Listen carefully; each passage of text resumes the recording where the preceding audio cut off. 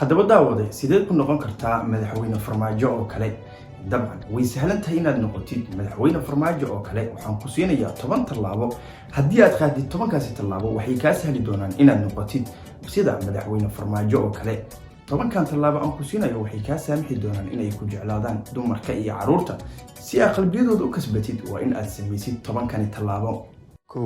iska dhig wadani cirka ka soo dhacay oo kale oo ka sheekay xilligii barisamaadkii markasta oo aad shacabka la hadlayso adeegso halhayska ah Soomaaliya ha noolaato inta aad kari karto iska dhig kaligiis wadani labo inaad farmaajo noqoto micnaheedu waa inaad iska dhaadhicisaa inaad leedahay shacbiyad dadweyne sidaa daraadeed samayso dhalinyaro badan oo kaala shaqeysa sidaad ku yeelan karto taageero shacab ha u daymo la'aanin caruurta iyo hooyooyinka marka aad adduunka la hadlayso u adeegso dawladdu inay tahay dawlad shacab lambar 3 iska indhatir xaqiiq kasta oo dalka ka jirta taasi oo lid ku ah rabitaankaaga iyada oo 90ka la marayo oo afka frimbiga lagu hayo waxaad iska dhahdaa doorasho qof iyo cod ah ayaan qaban karaa maskaxdan ku hay halhayskaagii ahay Soomaaliya ha noolaato 4 askarta la joog lana saaxiib mushaarkoodana meel u saar kana dhaadhici in dalku uu leeyahay laba cadow oo kaliya qabiil iyo mucaarad qaran dumis ah 5 sharciga jabi wax ka bedel hadii aad rabto hana u dulqaadan hay'ad kasta oo caqabad ku ah rabitaankaaga wax kasta xafiiskaaga ha ka bilowdaan hana ku dhamaadaan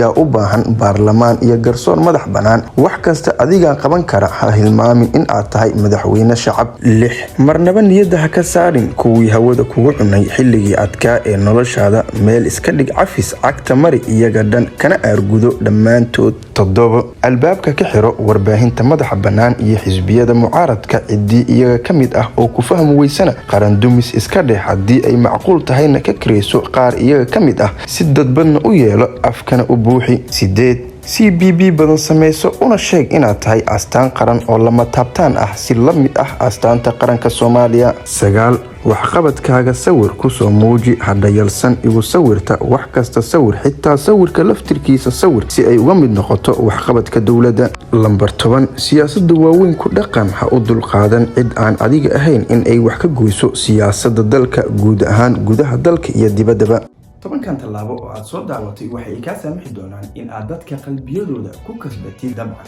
madaxweyne farmaajo 10kaasi qodob ayuu dalka ku soo maamulayay 4 sano ay soo socoto isleedahay 10kan qodob wax iska bedel ayuu ku sameyn doonaa ama se ayaga unboo noo soo update gareyn doonaa si shacabka Soomaaliyeed uu qalbiyadooda sidoo hore ugu kasbaday mar labaad ugu kasbado